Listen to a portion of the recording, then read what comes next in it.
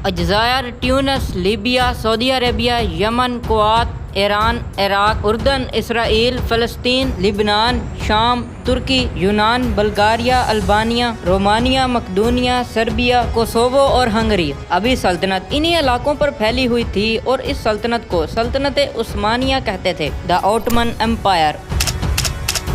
3 बरे आज़मों और 6 सदियों पर फैली ये सल्तनत कैसे वजूद में आई, कैसे दुनिया की सुपर पावर बनी और फिर कैसे तितर बितर हुई कि आज इसकी दास्तान तलाश करना भी एक काम है।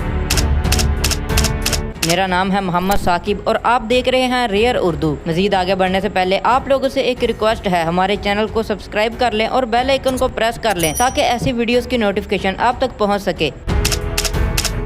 रेयर उर्दू की ब्रांड न्यू सीरीज सल्तनत उस्मानिया में हम आपको इसी शानदार सल्तनत का पहला हिस्सा ख्वाबों के बीज दिखाएंगे।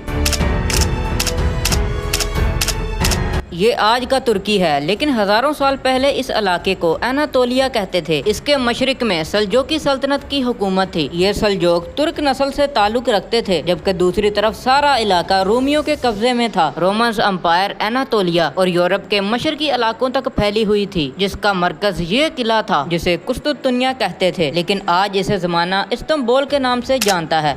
इस रूमी सल्तनत को बेज़ेंटाइन एम्पायर या ईस्टर्न रोमन एम्पायर कहते थे। इसी खित्ते एनातोलिया में एक खूबसूरत सी झील मौजूद है जिसे लेक वोन कहते हैं। कहा जाता है कि इस झील में मगरमच्छ और मछली की मिली जुली शक्ल वाला एक मॉन्स्टर रहता है। ये मालूम नहीं कि रहता है या नहीं, लेकिन झील का नज़ारा काफी खूबसूरत है। इस झील के किनारे पर 1000 साल पहले मुख्तसर लेकिन तारीख का दायरा मोड़ देने वाली जंग हुई थी। उसी जंग की याद में हर साल अगस्त में एक तकरीब होती है। वो तकरीब इतनी अहम होती है कि हर साल तुर्की के सदर भी उसमें शिरकत करते हैं। तकरीब में एक खेल पेश किया जाता है जिसमें तुर्क घुड़सवार लगामे पकड़े बगैर घोड़ा दौड़ाते हैं, भागते घोड़े से गर्दन पीछे मोड़कर तीर चलाते और निशाना लगाते हैं। ये आज एक खेल है, लेकिन 948 साल पहले इनके बड़ों ने यही सब करके रोमन से ये सारा इलाका एनातोलिया छीन लिया। हुआ ये था कि 11वीं सदी में एनातोलिया पर कंट्रोल के लिए सल्जोकियों और रोमियों में जंगें होती रहती थीं, लेकिन बुनियादी तौर पर यह सारा इलाका रोमी सल्तनत बेज़ेंटाइन एम्पायर का हिस्सा था। रोमी सल्तनत ने तुर्कों को रोकने के लिए अपनी सरहद के साथ साथ पिलरों की तवील कतार बना रखी थी, जो सरहदें चौकियों का काम देती थी और इन पिलर नुमा चौकियों में फौजी दस्ते दुश्मन का मुकाबला करते थे। लेकिन ये हमले इतने बढ़ गए कि सरहदी चौकियों की बस की बात नहीं रही थी। रोमन के शहनशाह ने इस सिलसिले को खत्म करने के लिए एक बड़ी फौज खड़ी की, जिसकी तादाद 1 लाख से भी कुछ ज्यादा ही थी।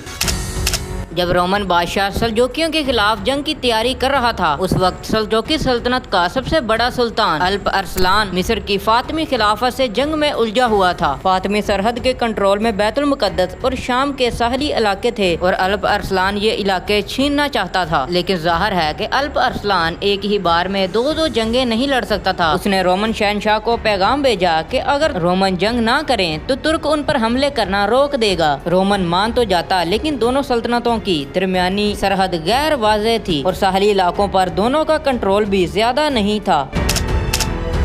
चनाचा ये महदा तय नहीं हो सका और रोमन बादशाह ने आगे की तरफ सल्जोकी सल्तनत के बॉर्डर की तरफ पेशकदमी जारी रखी। 1071 में रोमन बादशाह एनातोलिया पहुंच चुका था। अल्प अरसलान के पास कोई रास्ता ना बचा। उसने फातिमी सल्तनत से जंग रोक दी और रूमी लश्कर के मुकाबले के लिए अपने मरकज ईरान वापस आ गया। यहाँ इसने 30,000 का लश्कर तैयार किया, जिसमें माहिर घुड़सवार और तीरंदाज शामिल थे। अल्प अरसलान एक लंबे रास्ते से वॉन लेक के किनारे पर पहुंचा और इसने रूमी फौज के बड़े हिस्से को पीछे से दबोच लिया। ये रोमी फौज पर एक सरप्राइज अटैक था, जिससे रोमी फौज संभल ना सकी। रोमी जो बड़े लाओ लश्कर के साथ आए थे 24 घंटों में जंग हार चुके थे, लेकिन जो होने वाला था उसके मुकाबले में ये कुछ भी नहीं था। जंग के बाद एक आम सल्जोक सिपाही सुल्तान अल्प अरसलान के सामने आया। उसने जख्मों और धूल मिट्टी से लिपटा हुआ सिपाही अल्प अरसलान के कदमों में लाकर ढेर कर दिया। सुल्तान ने पूछा, ये कौन है? बताया गया ये रूमी बादशाह है। अल्प अरसलान को यकीन नहीं आया कि रूमी बादशाह बादशाह उसके कदमों में पड़ा है। अल्प अरसलान ने बादशाह की गर्दन पर पाँव रखा और कहा कि बताओ, अगर मैं तुम्हारे सामने इस तरह लाया जाता तो तुम मेरे साथ क्या करते? रोमुलुस ने कहा कि मैं तुम्हें कत्ल कर देता या जंजीरों में बांधकर तुम्हें कुस्तुनतुनिया के बाजारों में घुमाता। अल्प अरसलान ने जवाब दिया कि तुम अंदाजा भी नहीं कर सकते कि मेरा इंतकाम कितना भयानक होगा, मैं तुम्हें माफ कर दूंगा। इसके बाद अल्प अरसलान ने रोमुलुस से बहुत अच्छा सलूक किया, उसे कपड़े पेश किए,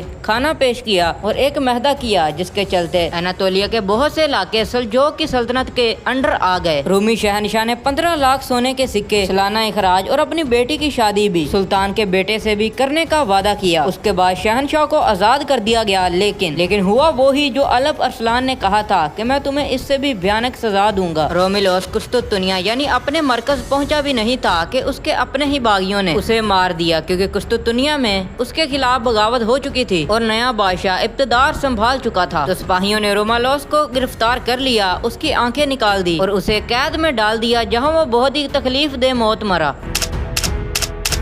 वो दिन और आज का दिन फिर कभी भी अनातोलिया का ये इलाका दोबारा रोमियों के कब्जे में या ईसाइयों के कब्जे में नहीं गया। रोमियों ने इस इलाके को वापस लेने की बहुत ही कोशिशें की, लेकिन नाकाम हुए। हाँ, ये जगह तारीख में अमर जरूर हो गई, क्योंकि अब यहीं कहीं वो तुर्खाना बिदोश कबीला भी मौजूद था। आज उस कबीले को दुनिया उस्मानी तुर्कों के नाम से जानती है। इनका नाम क्या था, ये अनातोलिया में कहाँ रहते थे, शुरू में इनका मजहब क्या था, ये बातें किसी को मालूम नहीं, क्योंकि उस्मानी तुर्कों के बारे में जो कुछ भी लिखा गया वो सल्तनत उस्मानिया के क़याम के तकरीबन 100 साल बाद लिखा गया, जिसमें बहुत सी गलतियां भी हो सकती हैं, लेकिन ये सब कुछ सच भी हो सकता है।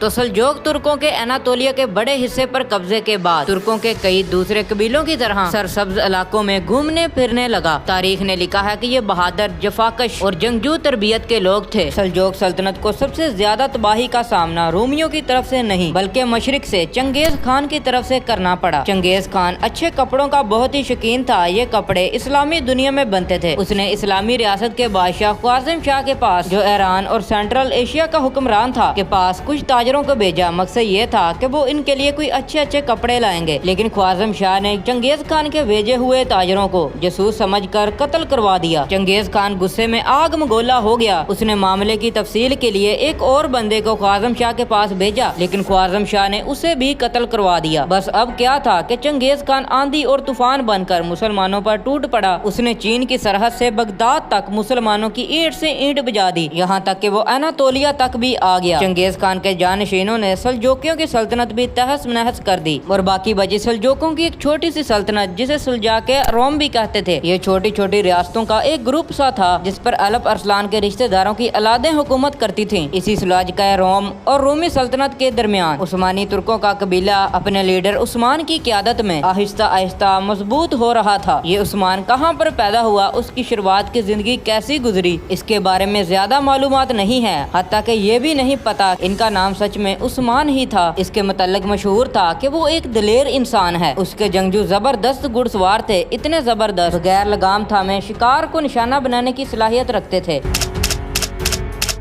उस्मान अपने सिपाहियों के साथ घुल मिल कर रहता था। उसके इसी रवैये ने पूरी फौज में उसे हर दिल अजीज बना रखा था। उस्मान ने कुछ ही अरसे में घुड़सवार तुर्कों की एक बड़ी फौज तैयार कर ली थी। उस्मान रोमियों के बैजेंटाइन एम्पायर पर हमला करना चाहता था ताकि अपनी रियासत को तहफ़्फ़ुज़ दे सके, लेकिन इनके रास्ते में दरिया स्कारिया एक कुदरती रुकावट था। इस दरिया के पार रूमी सल्तनत बैजेंटाइन थी, जिन्होंने दरिया के साथ साथ मजबूत चौकियां बना रखी थी। चौकियों पर मौजूद तीरंदाज उस्मान की बढ़ती फौज को आगे नहीं आने देते थे। लेकिन फिर सन 1300 या 1302 में एक नेचुरल डिसास्टर हुआ। दरिया स्कारिया ने अपना रुख बदल लिया और बैजेंटाइन की चौकियां उनमें गिरना शुरू हो गईं। उस्मान को इसी मौके का इंतजार था। उसने दरिया पार किया और रूमी इलाकों पर हमले शुरू कर दिए। बजंतीनियों ने जब उस्मान के हमलों की तफसील सुनी तो उसके मुकाबले के लिए एक फौज भेजी और यहाँ उस्मान ने वो जंगी महारत दिखाई जो उसने मंगोलों से सीखी थी, जो बाद में उस्मानियों का ट्रेड मार्क बन गई थी। उस्मान ने सबसे पहले अपना छोटा सा फौजी दस्ता दुश्मनों के मुकाबले के लिए आगे भेजा। जब जंग शुरू हुई तो इस दस्ते ने वापस पीछे की तरफ भागना शुरू कर दिया। दुश्मन उस दस्ते का पीछा करते हुए ऐन उसी जगह पर पहुंच गया जहां उस्मान और उसका पूरा लश्कर घात लगाए बैठे थे। उस्मान ने दुश्मन को करीब आते देखा तो पूरी कुव्वत से हमला कर दिया। रूमी फौज को बुरी तरह से जंग में शिकस्त हुई।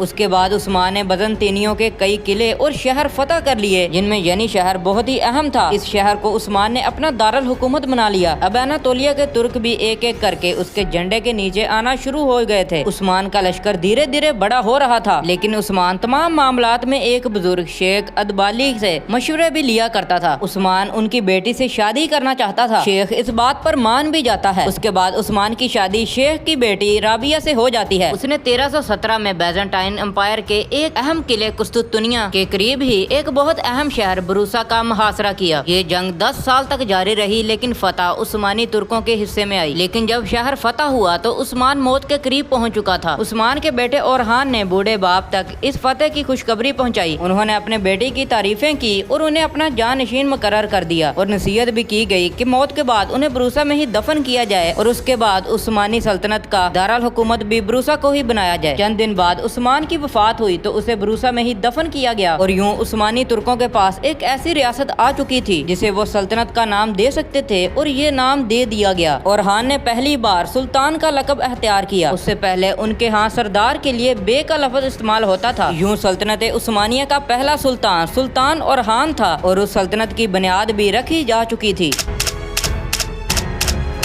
لیکن اب یہ نئی نویلی سلطنت خطرات کا شکار ہو رہی تھی۔ اب یہ خطرہ رومیوں سے ہی نہیں بلکہ ترکوں کی ایک اور سلطنت سے تھا۔ ترکوں کی ایک اور سلطنت جو کراسی سلطنت کہلاتی تھی۔ ایسا بھی ہو سکتا تھا کہ رومز اور کراسی سلطنت ایک ساتھ مل کر عثمانی سلطنت کا جڑ سے خاتمہ کر سکتی تھی۔ اس مسئلے کی وجہ سے سلطان اورحان سخت پریشان بھی تھا۔ پھر خدا نے اسے ایک ایسا موقع دیا سلطانوں کو صدیوں میں ایک بار ملا کرتا ہے۔ یہ موقع کیا تھا اور یہ کیسے ممکن ہوا کہ سلطنت عثمانیہ جو کہ رومیوں کے سامنے ایک چھوٹی سی ریاست تھی، وہ ایک ہی سلطان کے عہد میں یوں پھیلی کہ رومیوں کے مغرب میں بھی عثمانی تھے اور مشرق میں بھی عثمانی۔ یہ سب آپ لوگوں کو دکھائیں گے، لیکن سلطنت عثمانیہ کی اگلی قسط میں سلطنت عثمانیہ کی داستان کی پہلی قسط آپ لوگوں نے دیکھی۔ اس کا نیکسٹ ایپیسوڈ آپ لوگوں کو بہت جلد دیکھنے کو ملے گا۔ اس سے پہلے ہمارے چینل کو سبسکرائب کر لیں اور بیل آئیکن کو پریس لازمی سے کیجیے گا تاکہ نیکسٹ ایپیسوڈ آپ تک بہت جلد پہنچ سکے۔ اور اگر آپ لوگ ڈاکومنٹری کے حوالے سے اور ویڈیوز دیکھنا چاہتے ہیں تو ہمارے چینل کا وزٹ کریں۔ ہمارے چینل سے آپ لوگوں کو اچھی اور سچی انفارمیشن ملے گی۔ ہمیں دیجیے اجازت، آپ لوگوں کا بہت بہت شکریہ ایپیسوڈ دیکھنے کا، اور نیکسٹ ایپیسوڈ کا انتظار کیجیے گا۔ اللہ حافظ۔